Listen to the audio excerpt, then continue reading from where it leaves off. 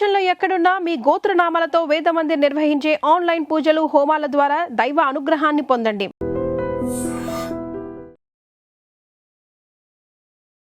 I dream చూస్తున్న ప్రేక్షకులందరికీ నమస్కారం. ఈరోజు మనతో పాటు ముంబై ఇస్కాన్ టెంపుల్ నుంచి బ్రిడ్జ్ మోహన్ దాస్ ప్రభుజీ మనతో పాటు ఉన్నారు. మాట్లాడదాం. నమస్కారం ప్రభుజీ. నమస్తే. హరే కృష్ణ. ప్రభుజీ, పూరి జగన్నాథుడి ఆలయంలో అంటే చాలా మందికి ఏంటంటే చాలా రకాల కన్ఫ్యూజన్స్ ఉన్నాయి. ఏంటంటే అక్కడ జరిగిన చిత్ర విచిత్రాల గురించి ఎప్పటికీ తెలుసుకుంటూ ఉంటారు. అయితే 12 సంవత్సరాలకు ఒకసారి విగ్రహాన్ని మార్చే ప్రక్రియలో బ్రహ్మ పదార్థం అనేది మారుస్తారు కదా ప్రభుజీ. అప్పుడు పాత విగ్రహాన్ని ఏం చేస్తారు? విగ్రహ పూజల్లో ఉన్న రకరకాలలో ఈ పురి జగన్నాథుడి స్వామి ప్రక్రియ చాలా విశిష్టమైనది. భగవంతుడు ఆల్మోస్ట్ ఒక మానవుడి స్వరూపంలాగా ఆయన ఎలా ప్రక్రియలు చేస్తాడో అలా ఆయన గురించి వాళ్ళ భక్తులు అనుకుంటారు. వాళ్ళ భక్తులను అక్కడ దయితులు అంటారు, లేకపోతే పాండాలు అంటారు.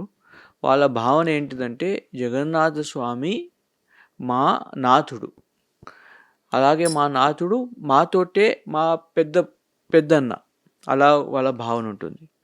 ఆ భావన నుండి ఎందుకంటే ఇది మారుమూల ఒక ఫారెస్ట్ అడవి ప్రాంతంలో ఉన్నది కాబట్టి యూజువల్లీ అడవి ప్రాంతంలో ఉండే ఎలాగైతే స్వరూపాలు ఉంటాయో భగవంతుడు కూడా ఆల్మోస్ట్ అలాంటి స్వరూపంలోనే అక్కడ నిలిచాడు.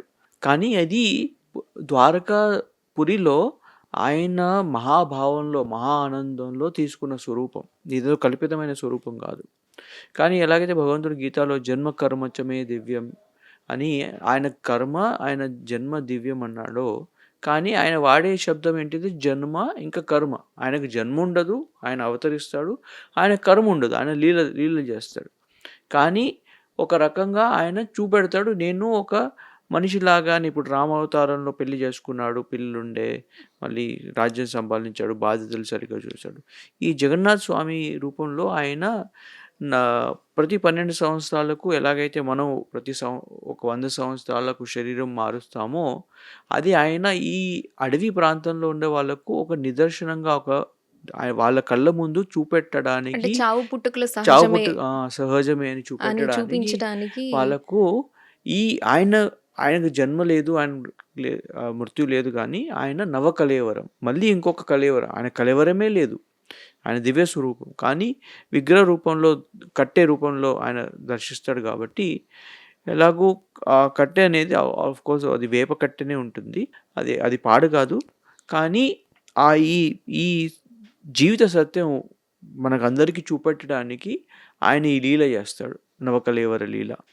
దానిలో ప్రతి 12 సంవత్సరాలు కానీ అప్పుడప్పుడు 18 సంవత్సరాలకు ఈ ప్రక్రియ జరుగుతుంది శాస్త్రాల యుక్తంగా.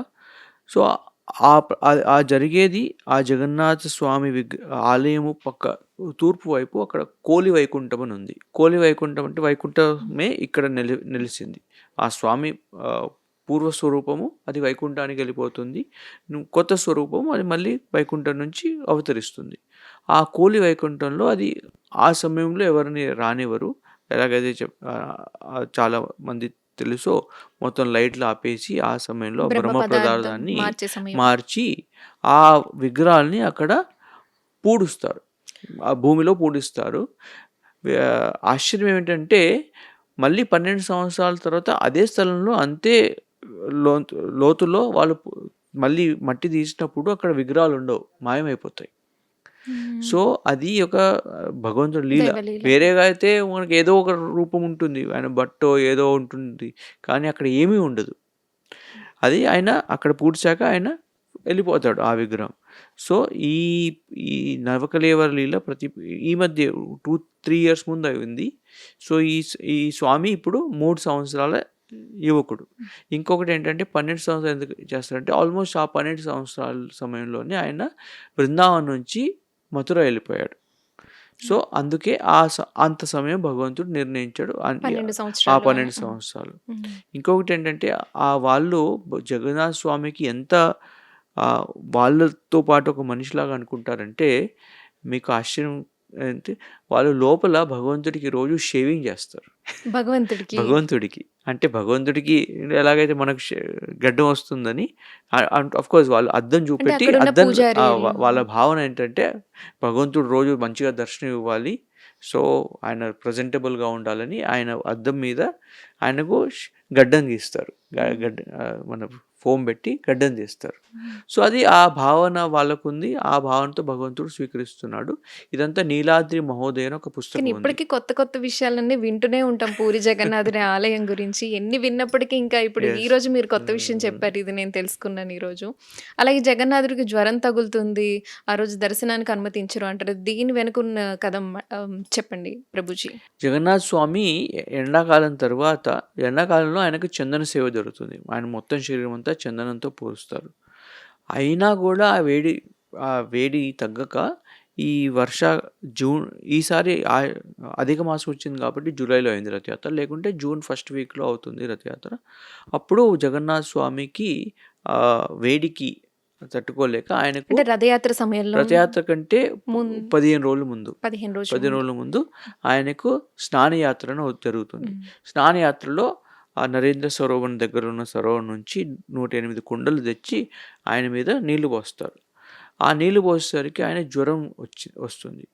జ్వరం వచ్చి ఆయన 10 రోజులు బయటికి రాడు. ఎవరికి దర్శనం ఇవ్వడు. అది అయిపోయాక దాని 2 రోజుల్లోనే ఆయన బృందావన్‌కి వెళ్తాడు. అయితే ఇదంతా అగైన్ ఒక లీల. ఎందుకంటే ఆయన ద్వారకాలో ఉన్నప్పుడు బృందావనం గురించి చాలా ఆయనకు ఆతృత. బృందావన్‌కి వెళ్ళాలి. సో, బృందావన్‌కి వెళ్ళాలంటే ద్వారకాలో ఉన్న పద్ధతులు అవన్నీ మర్చిపోవాలి. ద్వారకా ఐశ్వర్య భవనం. బృందావనం చాలా సింపుల్. ఊర్లో ఎలా ఉంటారో అలా. సో, అందుకని ఆ స్వామి జ్వరము విరహ జ్వరం అది. ఇప్పుడు మనం హోమ్ సిక్ అంటాం కదా! సో, అలా భగవంతుడు బృందావనం పట్ల హోమ్ సిక్ అవుతాడు. ఇంకోటి ఏంటంటే స్నానం చేయించేటప్పుడు జగన్నాథుడు స్వామికి స్నానం చేయించేటప్పుడు ఆయన గుర్తొస్తుంది యశోదమ్మ నాకు ఎలా స్నానం చేస్తుండే అని. చిన్న పిల్లవాడైపోతాడు చిన్నపిల్ల. కృష్ణుడు. అందుకని ఆయన మళ్ళీ అమ్మ దగ్గరికి వెళ్ళాలి అని జ్వరము తీసుకుంటాడు. ఇప్పుడు మనకు చిన్నపిల్లలు కూడా స్కూల్కి వెళ్ళొద్దంటే జ్వరం వస్తుంది, ఇంట్లో ఇంట్లో ఉండాలి అని. అని అలా స్వామి కూడా అలాంటి లీల చేసి ఆయన ఆయనకు విరహ జ్వరం వచ్చి ఆ విరహ జ్వరంలో ఏం చేస్తాడు, ఆ ద్వారకాలో ఉండే ఐశ్వర్యం ఆభరణాలు అవన్నీ ఏమీ వేసుకోడు. బృందావనంలో ఎలాగైతే సింపుల్గా ఉంటాడో అలా సింపుల్ ఫుడ్ అవన్నీ తీసుకోవడం మొదలెడతాడు. అంటే అమ్మ దగ్గరికి వెళ్ళినప్పుడు కొంచెం వీక్గా కనిపించాలి. అప్పుడు అమ్మకు ఇంకా కరుణ ఇంకా ఎక్కువ ప్రేమగా ఇంకా ప్రేమ చూసుకుంటుంది. వస్తుంది. ఇంకా ఎక్కువ బాగా ప్రేమిస్తుంది. అట్టగట్ట వస్తే అమ్మకును అంత ప్రేమ రాదు. అందుకని జగన్నాథ్ బాలేనప్పుడు తల్లి ఇంకొంచెం ఇంకా దగ్గరికి ఇంకా తీసుకొని ప్రేమిస్తుంది. అయ్యో 10 రోజులు జ్వరం వచ్చి ఇంటికి వచ్చాడు అని బాగా చూసుకోవాలని. సో, జగన్నాథ స్వామి చేసే లీల అంతా ఆ వాత్సల్య భావన యశోదమ్మకు పెంచడానికి. ప్రభుజీ ప్రతి ఒక్కరు పూరి జగన్నాథుడిని దర్శించుకోవాలనుకుంటారు. రథయాత్ర అప్పుడు కుదిరిన సందర్భంలో జగన్నాథుడిని ఏ సమయంలో మనం దర్శించుకోవడం అంటే ఏ కాలంలో దర్శించుకోవడం మంచిదంటారు? కార్తీక సమయంలో అన్నిటికంటే శుభం. కార్తీక మాసం. కార్తీక మాసంలో ఆ నిత్యం భగవంతుడి దర్శనం చాలా సౌభాగ్యంగా ఉంటుంది. ఎప్పుడైనా కానీ దర్శనం కార్తీక చేసుకోవచ్చు మాసంలో ప్రతి ఒక్క ప్రత్యేకంగా. రోజు విశేషమైన ఆ, శృంగారం ఉంటుంది. ఉమ్. కార్తీక సమయం అన్నిటికంటే శ్రేష్టమైన సమయం. ఏ సమయంలో దర్శనం చేసుకోవాలి అంటే భగవంతుడి అంటే జగన్నాథుడి ఇప్పుడు ఇంకో విశేషత జగన్నాథ్ పురిది ఏంటంటే ప్రతి మందిరంలో భగవంతుడు పొద్దున శృంగారం చేస్తాడు. పొద్దున శృంగారం పొద్దున ఉదయం లేచినప్పుడు సింపుల్ బట్టల్లో ఉంటాడు. తర్వాత వెంకటేశ్వర స్వామి ఆయన 7-8 వరకు శృంగారం చేసుకొని భవ్యంగా దర్శనమిస్తాడు. కానీ పురిలో శృంగారం అయ్యేది రాత్రి 10కి. దాన్ని అంటాడు బడా శృంగార వేష్ అంటారు. అంటే ఆయనకు ముఖ్యమైన సమయం రాత్రి అంట. అంటే ఇప్పుడు గోపికలతో వెళ్ళి కలవాలి కాబట్టి ఆయన రాత్రికి ఆయన శృంగార వేషం అవుతుంది అని దాన్ని బడా శృంగార వేష్ అంటారు. అది అయ్యాక గీత గోవిందం అని పాడతారు.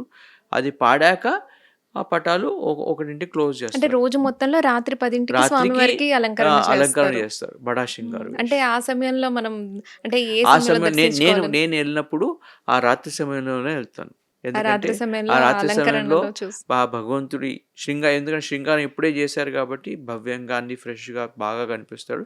భగవంతుడు కూడా ఎంతో ఉత్సాహంతో ఆనందంగా ఉంటాడు కాబట్టి ఆ సమయంలో రాత్రికి 10ంటికి వెళ్తే చాలా మంచి దర్శనం. And for more videos, Please subscribe to iDream. Please subscribe to iDream. Please subscribe iDream. And please subscribe to iDream. For more videos, subscribe to iDream.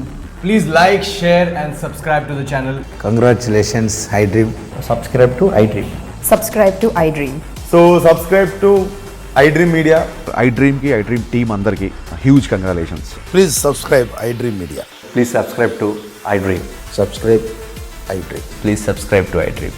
iDream అంటే నా కళల ఛానల్ను సబ్స్క్రైబ్ చేసుకున్న నోరు తిరుగుతలేదు, మీరైతే గంట గుర్తు కొట్టండి. For more such videos, please subscribe to iDream.